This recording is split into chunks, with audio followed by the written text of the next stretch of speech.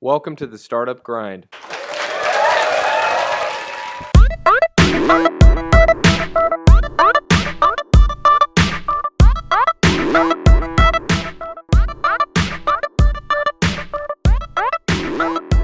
Gaming is backed by 76 Capital, so we are also backed by 76 Capital. Wayne Kimmel, who's the founding managing partner of 76 Capital, is back, and happy to have a sister portfolio company up here and get to chat with the founder. This is the first of many, I hope, Wayne. Maybe we can get Slava from Indiegogo here, and some other amazing companies like Reverb Nation and Dwala, and the list goes on. So thanks for being here. Wayne. What you got? Whatever you want. Whatever you want, it's just like that. So that's good stuff. But what's good for me is good for you, because these are some of the best, consumer-facing founders in the industry that Wayne and 76 Capital have invested in. So we're really excited to be a portfolio company and have the opportunity to talk to Manu. Thank you. So I usually open up with an open mic, as I call it, where you get a chance to address the crowd, say whatever you want. Interesting thing here, I was messing around with my iPad doing my notes, and when you type in Gambhir, is that how I say it, Gambhir? That's right. When I type in Gambhir, the spell check automatically tries to correct it to gambling. It does.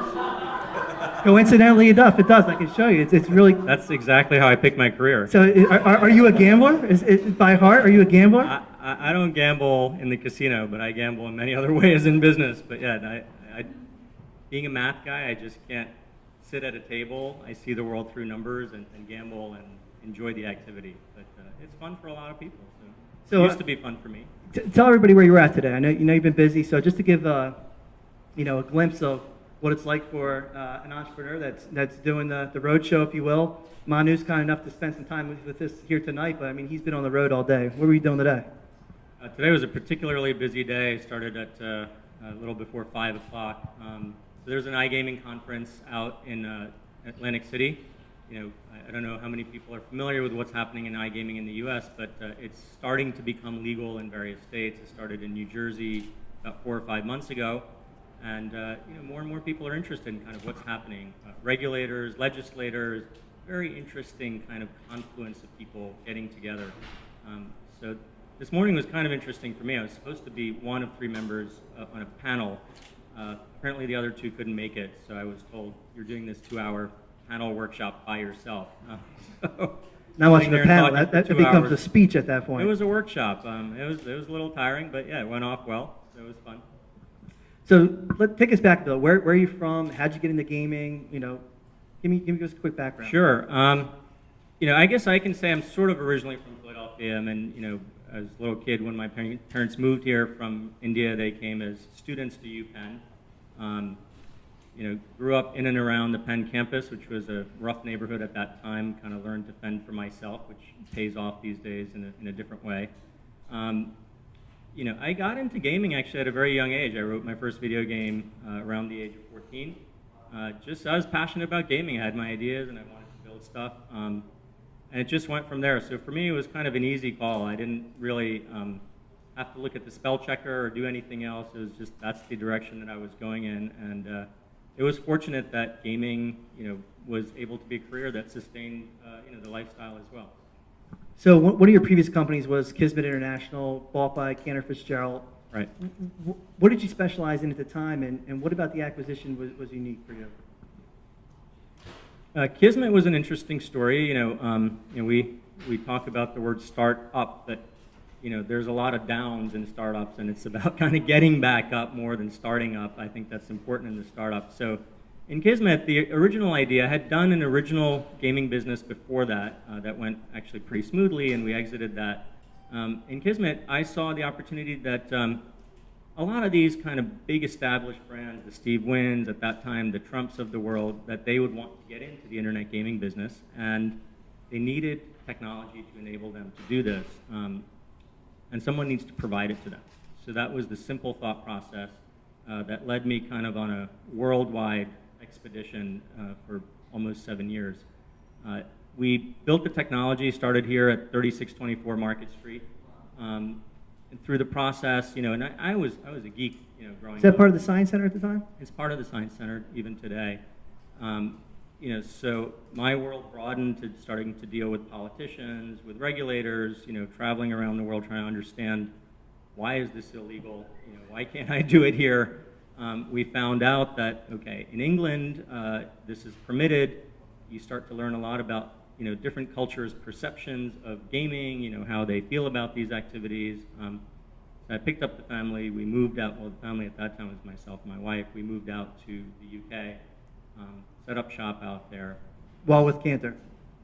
This is building Kismet. And Kismet culminated in, there's a well-known retail store in London called Harrods, a retail chain. So it sounds like some people are familiar with that. I had the opportunity to bump into the founder of Harrods while in London, and he was very interested in online gaming, so we did a deal. We launched harrodscasino.com that I ran for a number of years. How'd you bump into him? How'd you bump into him? Just through mutual contacts in London. So in London's kind of, it's a small town in some ways, like Philly. I mean, there's a specific business community interested in internet and gaming activities. And even though retail is his business that he's most known for, he owns a football club, as in soccer football, and has an interest in gaming. So we connected on that front. So that business culminated in Cantor buying it, which was interesting for me because I didn't really know Cantor Fitzgerald. I don't know how many people know that Cantor Fitzgerald was the firm from the 9/11 tragedy. So I knew the firm by name, but I had no idea they were in gaming. So they approached, and they gave us a good deal, and we sold to the firm, and I ended up there for a while. For those of us that don't know about Cantor Fitzgerald, give us the 30-second version. Cantor Fitzgerald, the main company, is a bond trading brokerage. I think they are probably the largest bond trading brokerage. The people behind this firm, it's, one of the words that I like to describe kind of, what it takes to be successful as an entrepreneur is resilience. These guys went through the most difficult time of anyone imaginable, but they built their firm back up in 1 or 2 years to be several times the size of what it was over the previous 80 years. It was kind of amazing. So, I had a lot of respect for what they pulled off, and, ended up there for some time. That's the beautiful thing. I saw Juliana Reyes, hi Juliana, from Technically Philly come in, and this is a part of Philly Tech Week, this event, which I forgot to mention when I opened up, but you already get a sense in like 2 minutes of hearing the quality and breadth of Manu's experience, and that's the remarkable thing about Startup Grind, is hearing about your experiences. Anything about your experience after the acquisition at Cantor Fitzgerald that you specifically learned from that makes what you do today a good learning point? Did you start seeing the cards back then in the UK of what was going to transpire here in the United States? Well, I wouldn't say the Cantor experience specifically kind of exposed me to that opportunity. That Cantor was great in many other ways, exposed me to kind of a global scene, got to see what's happening in Asia, which for people who are familiar with gaming, I go back to kind of, you can tell a lot about a culture by the way they game. Asia is, just beyond anything in terms of gaming. So I got to see that side of the world and how they game. So there's a lot of exposure from that point of view. But in terms of what was in the U.S., I had been waiting for it, frankly, since the late 90s, for the U.S. to start to regulate. So I've probably been the guy who would have said it would never happen, and it's finally happening now. So I had to jump in and sort of see, how can we create a foothold in this emerging space. So I constantly talk about what you're doing with Thrive and how it's really interesting, how it's in some ways it's like the Wild Wild West all over again in terms of iGaming. For a lot of people, you hear gaming, you're not sure what we're specifically talking about. Can you jump in a little bit and talk about, the science and the math behind what you do as far as gaming, game theory, game design, game math? What are the nuts and bolts? What does it look like? What kind of core skill sets do you need to have to do what you do? Yeah, it's fascinating. And it's actually, as kind of a guy who at heart is really a game designer, designing these kind of casino-style games, it's fascinating, right? Because in a normal video game, you have a huge design palette. You're able to kind of do whatever you want. There's no real restrictions. Here, you have a very narrow design palette. And the reason for that is the game has to make money. So if you do anything in the game which causes the game not to make money, obviously it's not going to be a very successful casino game. That limitation, it can't make too much money because then it's no fun for the player. It can't constantly make money. It has to allow the player to win. It has to win. That's game theory. to design a game that kind of delivers the right emotional ride for the player while being profitable, it's a real challenge, and it's a lot of fun. It's just, I mean, it's something that I enjoyed since I was a kid, and I think part of what drew me into this space. And at Wharton, what was your undergraduate degree in?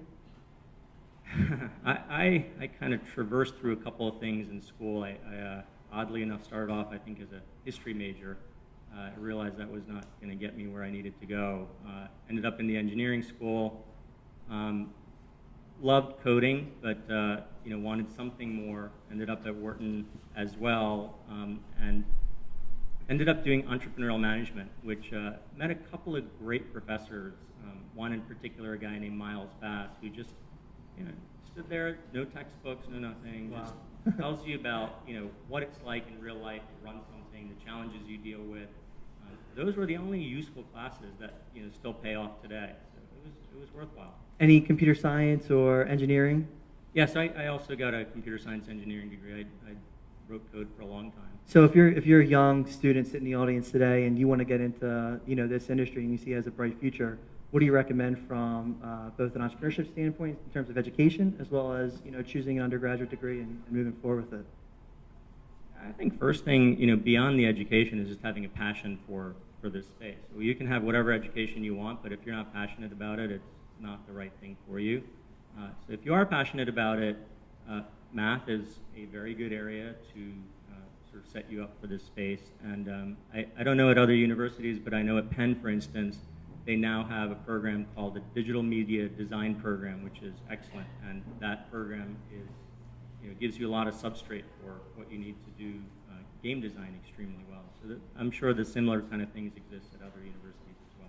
So fast forward a bit. You sold Rising to Rock U 2011? Yeah, it's been a while. No, summer of 2012 now. 2012. And what did that look like for you? Why was it the right time? What was the core product for the audience? What were you building at the time, and why was it a good time for you to sell? Sure. The core product, so that idea started off, with the same concept. How can we do gaming in the U.S., but, real money gaming was not permitted at the time. Obviously, there's a huge demand for people to play games where you can win rewards, and we called the concept rewards-based gaming.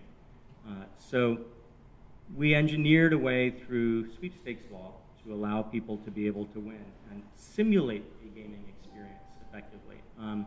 And it was very challenging from a legal point of view, kind of 50 state legal opinions and making sure that this worked on a state-by-state basis, going and convincing Facebook and getting a letter from them in writing that, look, we're going to put a couple of $1 million into this thing. Do not shut our game down if we launch it. I'm like, okay, no, we want it in writing.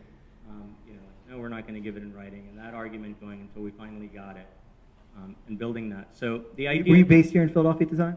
Yeah, the whole company was, it's just a couple of blocks down. So, the concept behind it was a platform on which we and other parties would build these types of games that would enable rewards to be won. And the rewards could be of any type, monetary or physical items. The first game that we ended up doing was Bingo, so that was our proof of concept. And Bingo... That sounds about right? Start with Bingo? Bingo, as odd as it sounds, if you look at the gaming stats in terms of what's happening in the UK, it's a much bigger market and growing much faster than even online poker. It's a rock star from the business, from the gaming point of view. And it's a monster business generally. In the U.S., I think there's 10 or 11,000 bingo halls. It's a multi-billion-dollar opportunity. A lot of people play, right? So we picked Bingo as a good proof of concept. It worked. Our idea worked. It worked legally. People liked the game. They played. It monetized well. We needed to scale the business, so we needed the next slug of capital to do that. Rocky came along, offered that opportunity to us, and so we did a deal with them, and it's worked out well. See, that's one of the most amazing things about what I see in Philadelphia, that we need to do a better job as entrepreneurs and local influencers is broadcast our wins. That's a huge win. Being first to market in anything, let alone the first game with Facebook to actually monetize via sweepstakes, real cash, that's a big deal. And that was done right here in Philadelphia, 2 blocks from here. That's amazing. Kudos to you for that. So before we jump into Thrive, I want to jump into Thrive, talk about, what you're doing now, where the industry's going. Give us just a broad idea of what iGaming is today, as it exists today, in what states, and what the opportunity is. It's like the internet in 1995 right now. That's where it is in the U.S. today, right? So Who remembers the internet in 1995? There should only be like a few hands, judging by the ages in here. We got a I few see a half people. dozen or so, but wild, wild west, and that's my understanding of this industry right now. It's a good summary of that. To be a little more specific, there's 3 states right now where you can actually play games online legally. There's plenty of illegal sites for people Which states? to play on. So the 3 states are New Jersey, which is the biggest state. There's Nevada, and there's Delaware, which is a pretty small market. Now, is that an opportunity for this region or what, in terms of tax dollars and really getting this thing right? That's what's driving this, right? So a decade or so ago, when I started kind of meeting as a younger guy, meeting with regulators, legislators about what's the problem with doing internet gaming, many reasons thrown into the heap. And you kind of, at first blush, you're like, okay, you think through them deeply, and there's a lot of hypocrisy in these things, and as you grow older or get wiser to kind of the ways of the world, you realize kind of there's money behind all these things, pushing certain agendas, and what's driving all of these things. What's happened now is a simple, it's sort of the perfect storm. States need the money, that's important. There's a cultural shift in terms of which, gaming is more acceptable. There's a shift in terms of the understanding of the internet. Back then, legislators were fearful of the internet and what it can and can't do, and this thing is going to ruin our society.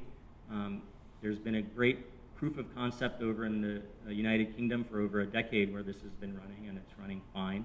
So people feel a lot more comfortable about it, and I think it comes down to, Pennsylvania's taking a look at this. They have a budget deficit coming up this year, and this is a political item. It's sort of, this is a way to plug it in.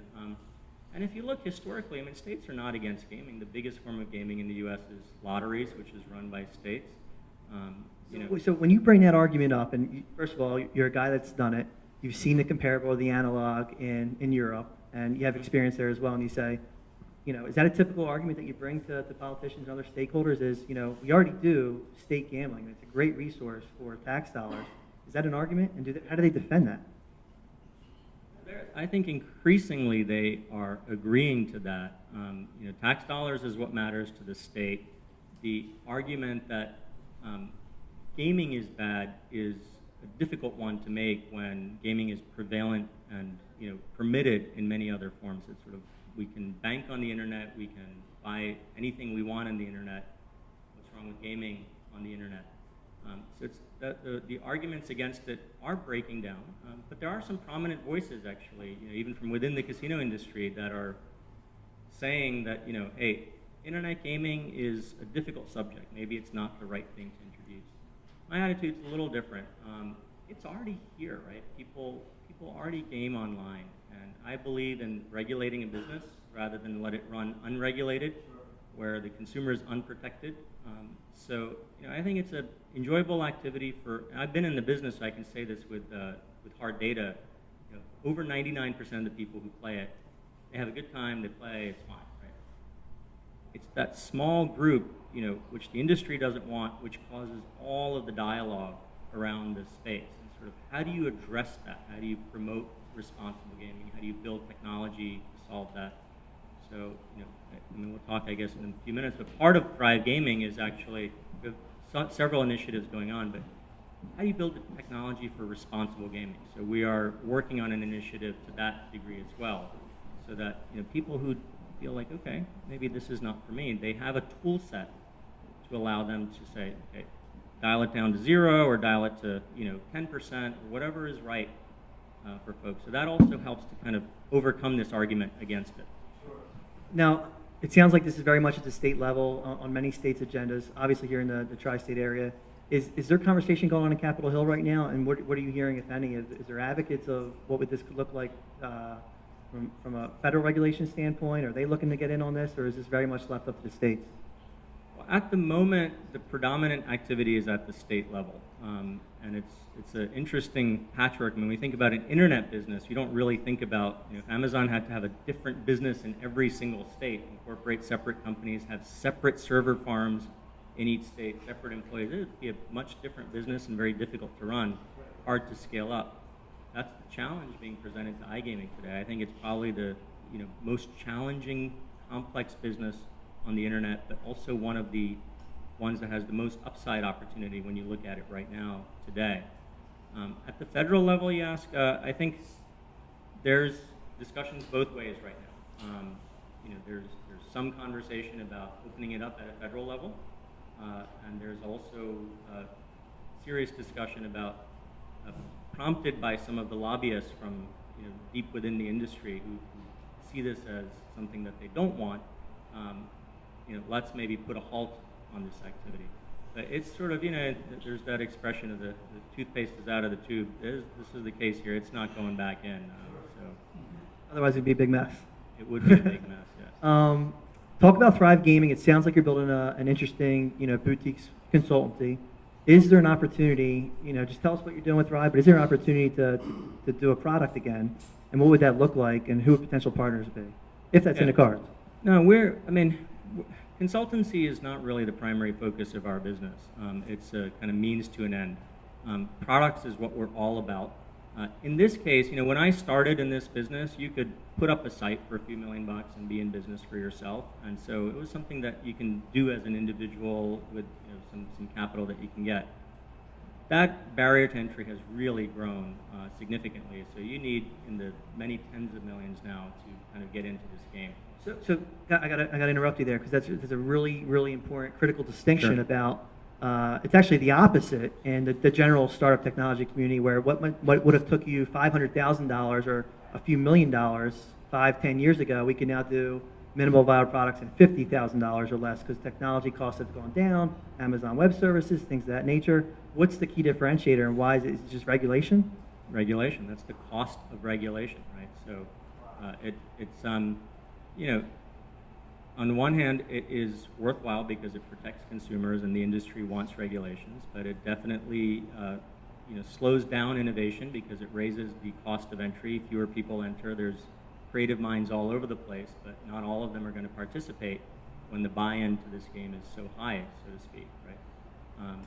In terms of Thrive, our business model is very simple. We see that all of the land-based CEOs are very interested in how can my business benefit from this emerging space, whether it's this kind of social gaming with virtual currency or whether it's real money gaming. They're looking at it from many aspects. How can I use it to stay in touch with my customers that play today? How can I use it to generate new profit streams?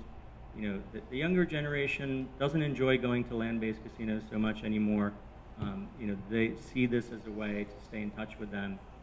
So our strategy is really to partner with these land-based operators and work with them to build the products and take them to the market, on their behalf. So we call it a management company. We will run their interactive business for them in doing that. So that's what we're focused on. And as part of that, there's certain areas that we're building out ourselves and certain areas that we partner with other technology companies to kind of bring into the mix. So responsible gaming technology is something that we're working on internally.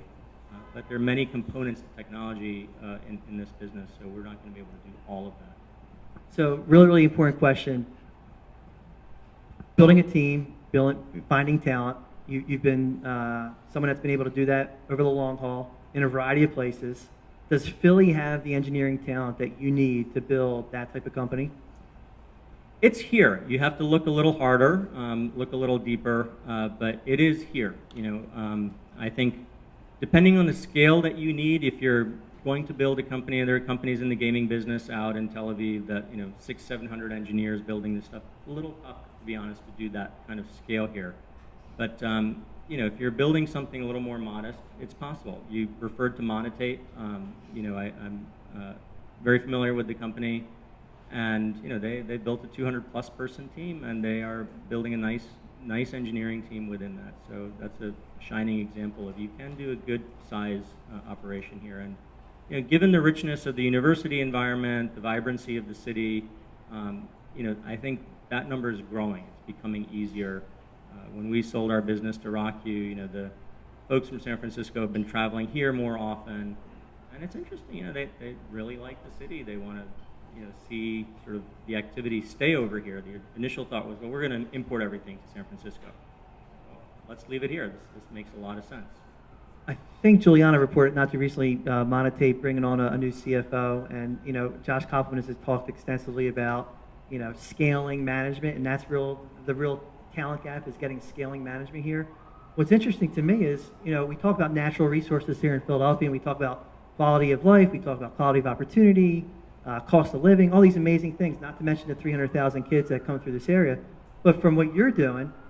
Atlantic City's a stone throws away. We have several casinos popping up in Pennsylvania and Delaware. And it's been a real shock to me to see the slow speed to market that the major casinos have been in terms of translating their current business, brick and mortar, physical online gaming, into a virtual business.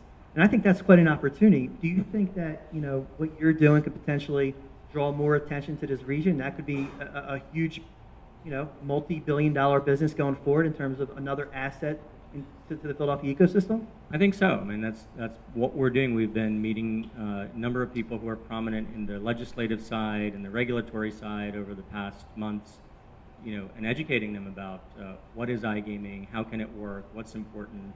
Even at the event this morning, there were some of the senior officials from the Pennsylvania Gaming Control Board. They were there to learn about how this stuff works, and that's good. I mean, I think they're trying to get themselves educated and bring this to market in a responsible way. So I feel we're definitely contributing to that. And this area, I don't know how many folks know, but next to Nevada, which is roughly $10 billion last year in gaming revenues, Pennsylvania is the second largest state in the country in terms of gaming. It was, I think, 3.7 billion in terms of gaming revenues. So it's is that brick and mortar casino gaming? Or does that right. also include the lottery? No, that's just brick and mortar gaming. So it's a very critical source of revenue for the state. The state taxes it very heavily. The slot machines that people play are taxed at almost 60% of what goes, into the machines. So there's a lot going to the state. They're definitely a big partner in that process. Table games are taxed at a lower rate, but it's very important for the economy of the state at this point. One of the amazing things about being the co-founder of Benjamin's Desk is I get a chance to see business models on a daily, weekly, monthly basis, all these amazing companies that come through. We currently have a company called the Philadelphia Game Lab, which does different types of gaming. Not online gaming, they're doing video games. But they incubated a company called PHL Collective recently, and I got a chance to sit down with their founder and talk about games that he used to build. So picture, like, raise your hand if you know Doom or Halo and games like that, which I don't know too much about, but I can tell you it would take them, 18 months, 2 years to build a game like that. They just built a similar type game in 2 months. So you talk about technology and scale and time, 2 years to 2 months. If you remove regulation from what you're doing, how is the technology of building this type of complexity? You talked about how complex it is, how much math's involved. How has the technology changed since the days of Rising? Has it changed a lot with AWS and Azure? Well, I'll go back further. Rising was just 2-3 years ago. So, but if I go back to kind of early days when I was doing stuff in the mid-90s, you can rebuild what took us 9 to 12 months there in 2 to 3 months now. Right? So it's the way people work, it's the tool sets that are available are just so much more robust that you can do things a lot faster. But yes, because regulation is important, so for the gaming industry, it's a slower path to market. You can't just go and do stuff whenever you feel like it. Every little change you make, before you can release it to your game, the regulator has to say, I checked it, I approved it, I looked at the math, I tested and kicked the tires in every possible way. Looks like it works, consumer's good with this. Now you can release it. And that can take months sometimes to get it approved. So as opposed to like the App Store, being a licensed app writer and getting kicked back, what does that regulation process look like? Who is the regulator and how do they review the technology? Every state has their own regulatory board. So in New Jersey, it's called the DGE, or Division of Gaming Enforcement. They have a group within that, which is the testing lab, and they're charged with this fairly difficult challenge of, hey, I just put this new feature in my game, or I've launched this thing, can I push it live? they've got a long queue of things they need to check. It gets in line. They have to really understand all of these complex games and complex mathematics and validate it. And eventually, hopefully, you get back a green light. If not, they find an issue, you fix it, get back in line, wait for that to go out. Very different process than what happens in, the App Store. Just come up with an idea, you push it out tonight, and the game is updated. Right? A lot of startups, they get their start, they're up and running, and they start building out their core team. And one of the last things you want to add to your team as an attorney, you're hoping you're not facing litigation that early on, but not the case with your company, your co-founder, being an attorney. How has that been different or unusual in terms of having a co-founder attorney build a technology startup company? It's been great in this Sorry, case. Scott, calling you out back there, buddy. Well, I can only say good things about Scott. I think the fact that he's an entrepreneur at heart, but the fact that he's also an attorney is very beneficial to this business because it's a regulatorily complex business. So you can oftentimes pour through pages of what to me seems like boring documents about what you can and can't do, just to be able to understand, okay, my game can do this, I can't do that. This employee must live here and not over here. So it's a very critical component of this business. You can't have a gaming business without in-depth understanding of not only the law, but who writes it, why they write it, and where's it headed. And Scott, we both know some of the best entrepreneurs in the world, not just here in Philadelphia, are previously attorneys. So huge value. I know Scott personally, and you're lucky to have him as a founding team member. I agree. Switching gears a little bit. So everybody wants to be an entrepreneur. I typically ask this in a variety of different ways through all the interviews because I'm always interested in the answer. But being an entrepreneur is tough. It's lonely. There's long nights. You kind of mentioned it earlier. You talked about passion. What drives you? Obviously, you're passionate about gaming. You built your first company at 14 or your first game at 14 years old. What drives you? What gets you up in the morning? Is it disrupting in an industry, or is it the fact that, is it literally the game design? We're talking about the constraints of building a game that meets certain requirements that are very, very tight, very, very regulated. What drives you? It's a good question. I'll try my best to answer it, but I think about it sometimes, and I think the true, honest answer is I know I'm driven, but I don't really know why. But part of it is competitiveness. Many other folks that I've met who are sort of consummate entrepreneurs, this competitive drive is just kind of inbuilt. I don't know what causes it or what creates it, but it's there. And the second thing is what you just said. I mean, I enjoy the activity of someone playing my game and watching them play my game and enjoy the activity of that. So everything that I do kind of works backward from that. Okay, these guys are going to play my game, so I have to understand the customer first of all in terms of what's going to thrill them. And how do we build all this stuff? And that gets into all of this regulatory stuff, legal stuff, and all of that. So you deal with all that because at the end of the day, if your goal is put a smile on the customer's face from having fun playing this game, you have to deal with that. So I'm interested in that end result, right? The rest of this is just means to an end. So that keeps me awake. I mean, I enjoy doing that, and I think that's where the passion comes from. So a lot of entrepreneurs in the room are either starting their business, starting their startup. Especially here in Philadelphia, we talk about access to capital as being a pain point. We need more early stage access to capital. How did you meet your investors? What was it about the investors that you had that you knew was the right fit for you? And what's some advice? So a threefold question. What's some advice to folks out there seeking investment capital to put themselves in a good place to raise that? Good idea, good team, normal stuff. Yeah, you definitely need those are kind of the basic ingredients. I think Philadelphia offers an interesting opportunity in that way because it's a smaller town, and so networking and meeting the right people is a little easier. You can be a bigger fish in a smaller pond, so to speak. There is less capital here, but you can step back and look at that kind of from a different perspective of there's also a lot less people chasing that.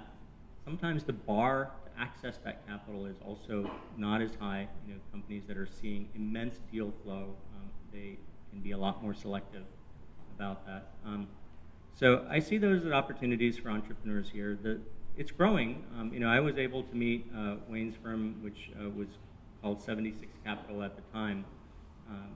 Just by being part of the community here. I mean, there's nothing special, and they were special in the sense that anything I do involves this complex legality.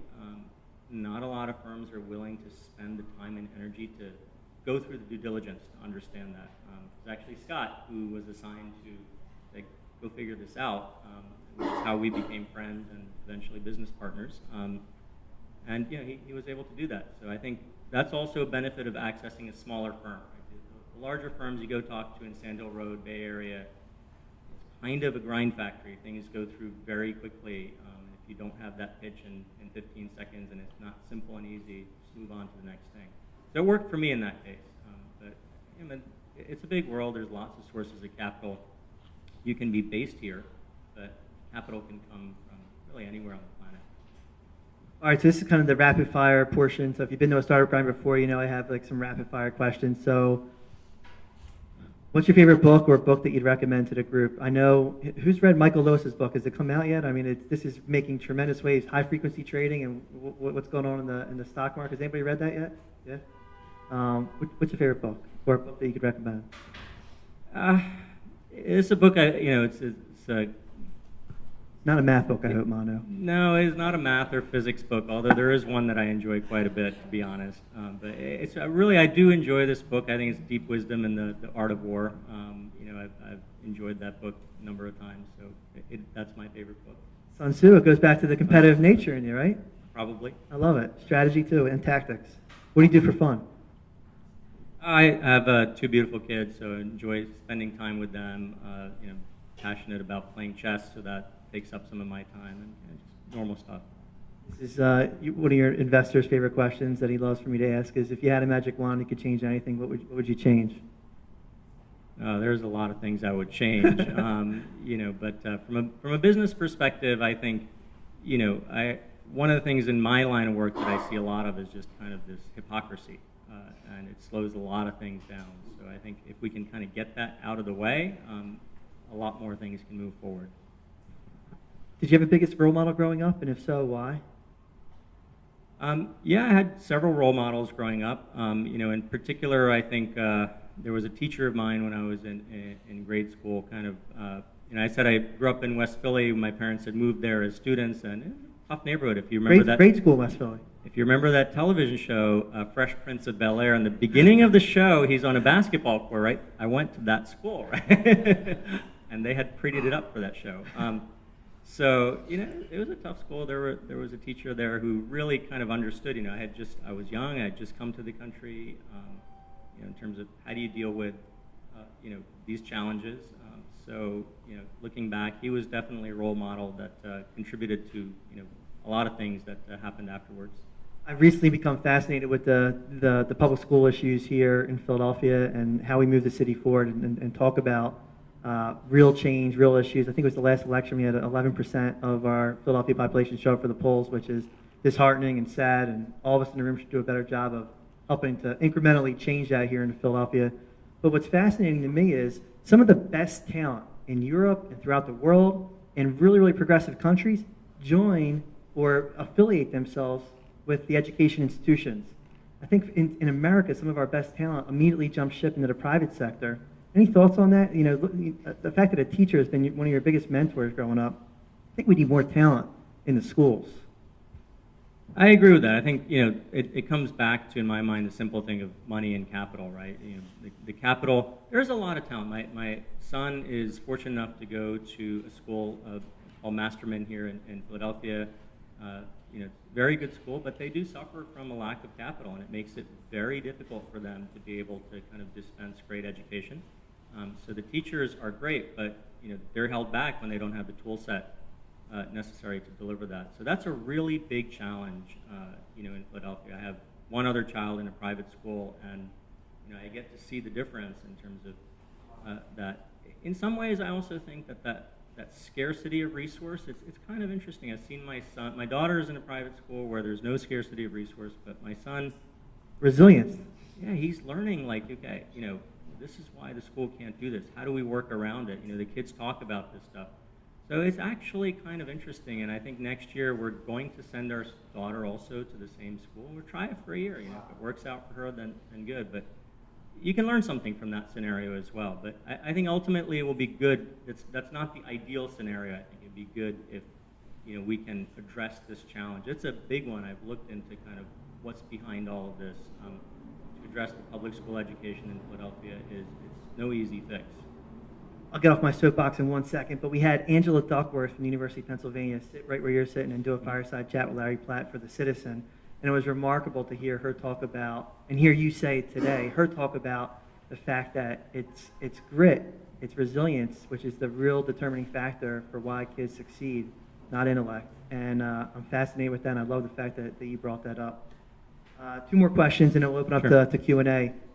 Over the last couple of years, I've come to realize that mentorship is a huge part of building ecosystems. I think Philadelphia has a very mature ecosystem. I think it's very fragmented as well. But I think mentorship is one of the really, really interesting ways in which you can build a community. In fact, all communities, not just the startup technology and entrepreneurship community. Sure. Did you have any mentors either growing up or at Cantor or during your ride that really made an impact on you? And do you still keep in contact with any mentors?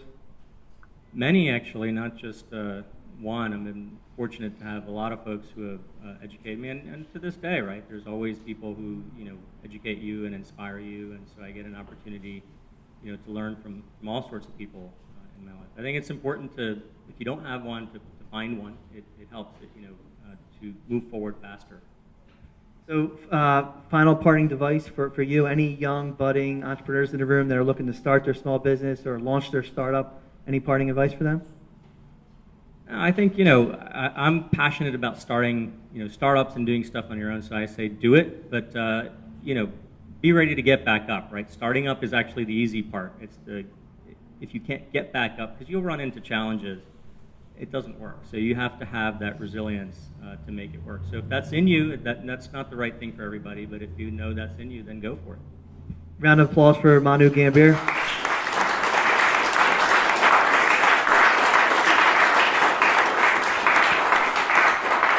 All right, we'll take some questions from the audience. If you just, Karn, always the fastest one. I love it. So, Manu, it was about 12 years ago now. I'm not saying the name right. Yes, you are. It was about 12 years ago now that I got married, and my good friend Chris Johnson works for a gaming back-end software firm in the UK, Okay. based in the Isle of Man, maybe in your travels. He couldn't come here to the US to my wedding because he was banned from the US because he worked for a gaming company, not the CEO, not the founder, just on the management team. I mean, it was sort of insanity to me. So has this whole sort of anti-gaming field changed over the last decade or so? Would you say, would he be able to come here now? Is it me? Probably. It's a tricky subject. The U.S. laws were never crystal clear on this subject. In general, certain specific areas they were, but certain companies kind of were aggressive in doing that, and some folks came to the U.S. and they ran into trouble on landing because they overlooked certain important aspects of the laws. I don't know the particulars here. It's difficult to say, but I would say that some people got caught up in that wider net, even though there was nothing specific. So it's unfortunate. That's why I think regulation is important in this space. I hope he is able to come at some point. Maybe your vows. Maybe your vows. But Sorry, I can't remember the name of the company, but I know it does all the back-end stuff for Sun City in South Africa. Yeah, okay. And all their gaming, their online gaming. Yeah, it's a long and deep subject, but it's kind of strange, right? I mean, this is an internet business, and there's so much politics that it runs very deep. I mean, it's a fascinating business, very complicated from that point of view, and it affects people's lives in this way. Yeah. Do you consider sports betting involved in anything what you do? I know that that's they're still trying to figure out that regulation. The World Sports That's Exchange. further down the road. I think right now, the states are just looking at, okay, let's maybe allow poker, or poker is kind of an easier subject. It just seems it's more socially palatable. Or let's allow some slot machines and things. Sports betting. Game of skill versus game of chance. Yeah, these are all games of chance, but they're just perceived. A big part of legislators allowing this is it socially acceptable? right? So sports betting, I think it's getting to that critical mass, but I think the poker and casino games are definitely going to go first. I mean, I'm sure sports betting is going to come because, like all other activities, it's happening on the internet in a very big way. I mean, I'm sure everyone here is very familiar with that, and so it only makes sense to do it through a regulated format. And again, we have great examples in the UK. It's been there forever, and it works. And we actually have it here in the US, right? In a specific format, you can bet on horse races online, and you've been able to do that for quite some time. It's been fine. There's been no problems, nothing going on, and it's socially accepted. Exactly. So it'll come. This is all part of the cultural aspect, of kind of society needs to get ready to accept these things. I think it'll come, but it'll take a little while. Thanks for your talk. Sure. We're building some consumer social apps on the gaming side. I'm curious, what have been some of the adoption rates in the states that have starting to allow for iGaming? Percentage of people, age ranges, how frequently are people doing iGaming, say New Jersey? It's kind of early. I mean, there's some initial data that's out there. So I would say that I don't think the U.S. is going to be all that different than the U.K. So I can use that broader data set to answer your question. In the U.K., it depends on the kind of games. So if you look at slots and bingo, it's very heavily female demographic, and kind of the middle age range is the sweet spot of the target audience there. When you look at poker, it's by and large, generally heavily male-dominated and younger age. A lot of players in their 20s, less in their 30s, but still a good chunk, and a little less as you go up from there. Sports betting, heavily male, activity, as you might guess. So it depends on the game type, but and when all this stuff started in England, 1999, it was almost exclusively male activity. And now I think I'm right in saying that there are more women playing online than there are men with casino-style games. People playing during the day at work, or do they play at night? There has been some data, and I can speak from personal experience as well. I mean, the bulk of the play activity is non-working hours, but there's definitely some, especially as the games have become available on mobile phone. So whether people are playing Candy Crush or whether they're playing a casino game, they have access to it from their phones. So that activity has gone up a little bit. Juliana? I'm really interested in this idea of like the entrepreneur sort of talking with legislators and like talking about regulation and stuff. So I was wondering how much of that is a part of your job, like at this company right now, and do you consider yourself a lobbyist?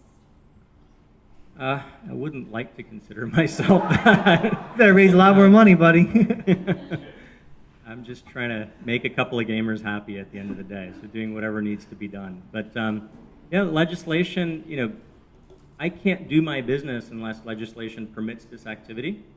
So I have to, first understand what legislators are thinking and share my thoughts to help them, develop their roadmap for this. And they listen to many other folks, in forming their opinions about how do you regulate it. So you look at Pennsylvania as an example, there's a thought process going through the legislature here of, okay, should we permit internet gaming? It's a very serious effort that is being considered.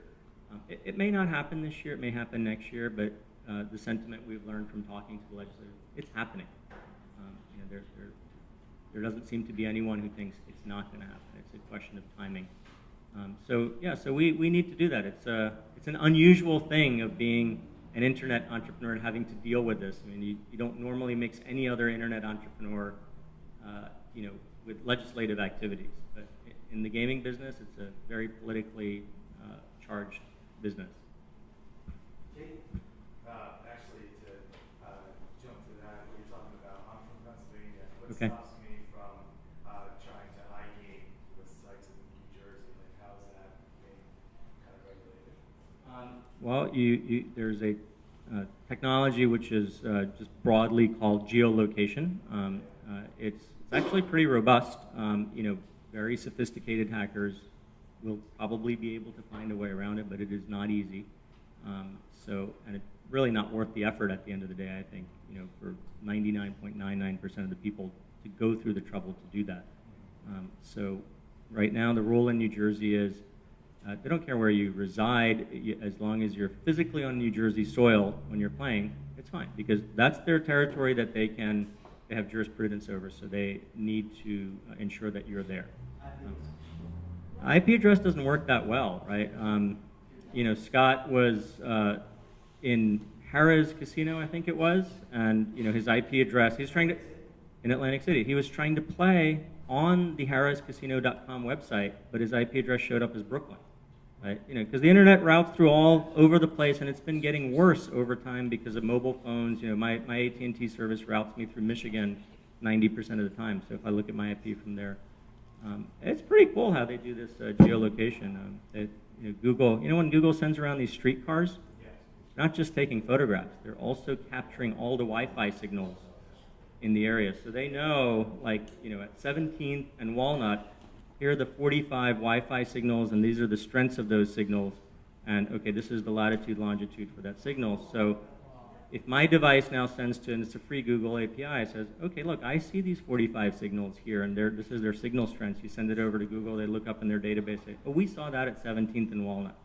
They return that information, right? So Google's actually a big part of enabling internet gaming. On the flip side, they currently aren't taking advertising for internet gaming, right, in New Jersey, but they do in England.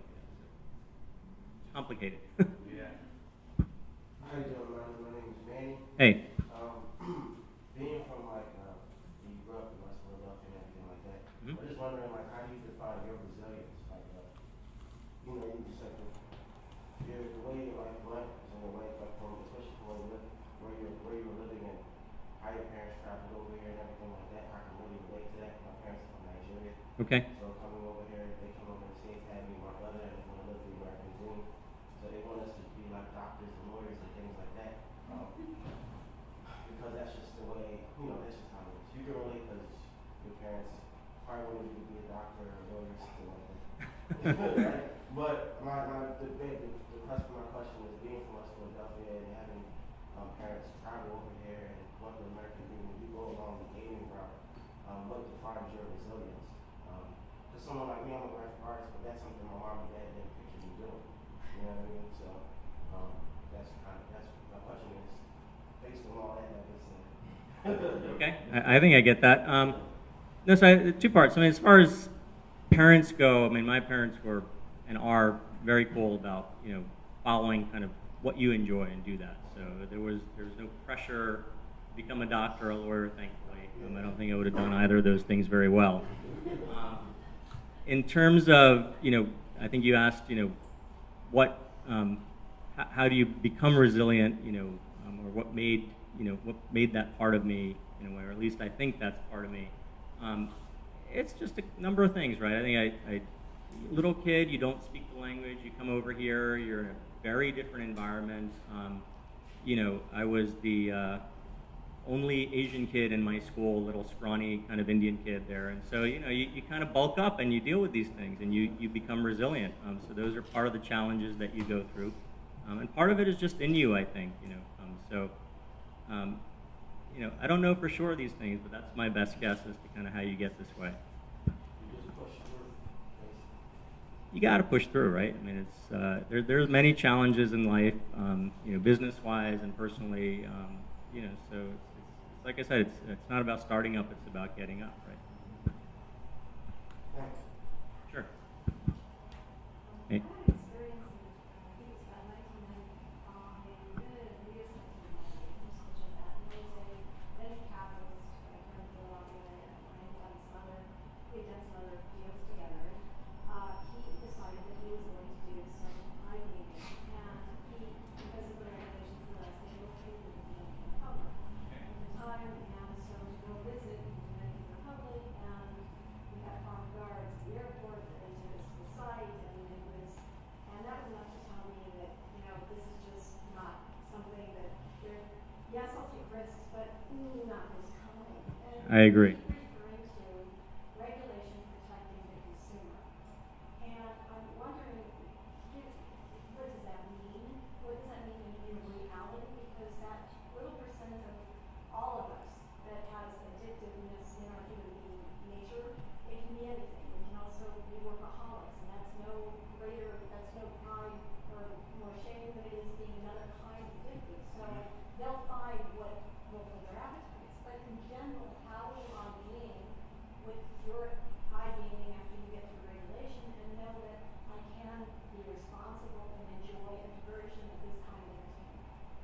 there's two parts of protecting the consumer. So part A is making sure the games are fair. If there's just a developer unchecked writing a game, slot machine or something else, scratch card, how do you as the consumer know that the game was fair and it wasn't rigged? Gaming entities, because there are these real strict confines and restrictions as being the gaming aspect. Right. So when you're regulated, the regulator won't let you publish your game until they check it and make sure the math is good and the game works properly. So that's good for the customer because they know they're getting a fair thing. I forget the year now, but a few years back, there were a couple of sites that really they just took the customer's money. So if you've got $100 or $100,000 in a particular website that you use to play with, and the site just goes away, there goes your money with that, right?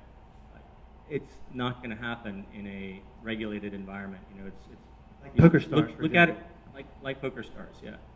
If you look at it like a bank, there's very strict rules on, okay, players' money are set up in a separate, segregated account. Who can access that? It's monitored on a daily basis. It's really not feasible. In order to be involved in the business, you fill out suitability applications that are literally this big. They go through a background check, kind of, who are your friends in kindergarten? What are they doing now? They make sure that the people involved in the business are. Oh, absolutely. That's probably one of the most important things. Where's your money coming from? Yeah. So so the industry is run in it's a highly regulated space, and so it is run in that way. When it's unregulated, the consumer doesn't have any of these benefits, right? So that's why the gaming industry generally says, okay, regulate us. Because it inspires consumer confidence and trust, and the market will grow as well, and the markets open up from that. The other part of your question, I think you were asking, was, how does regulation help people who may have that addictive component and go too far with the gaming? Was that part of your question? Okay. Maybe I read into that a little bit because it's an area we've been focused on. So yeah, I think regulation. If you look at New Jersey as an example, they've implemented a handful of measures in terms of people being able to block themselves from gaming sites. If you block yourself on one, all the gaming sites share that information, and you're not able to play on any of them.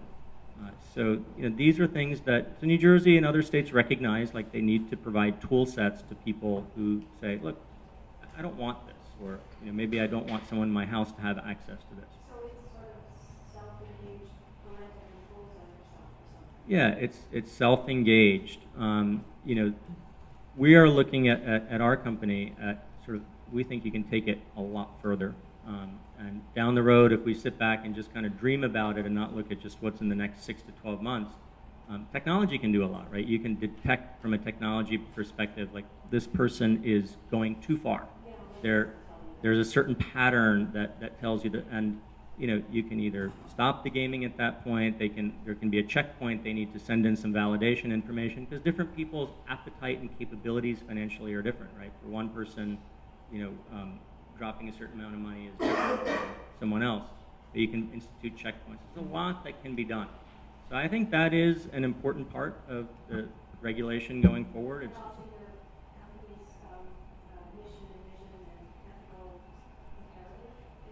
look, we're pro gaming in our company, but we are pro responsible gaming as well. It's not the industry, contrary to kind of sometimes what the media portrays. The industry really doesn't generate interesting revenue from the problem gaming small audience, and there's much more sort of challenges and negative PR and other things that are generated. So, from the industry's point of view, if there was a clean slate way to just say, look, guys, you have a challenge with this particular type of activity, you shouldn't play, they would implement it in a heartbeat. Sure. Wow, I've got a ton more questions. So Manu has been all over the place today. So one of the things I love about Startup Grind is these entrepreneurs give us their time for free. 2 hours in Atlantic City, 2 hours in Western Pennsylvania, an hour tonight, 5 hours of just doing the road show and spending some time with whether it's regulators or entrepreneurs, it's still noteworthy. So on behalf of Benjamin's Desk and Startup Grind Philadelphia and the fact that we're sister portfolio companies, thank you, Manu Gambhir. Folks, would you stand up and give him one more round of applause, please? Thanks.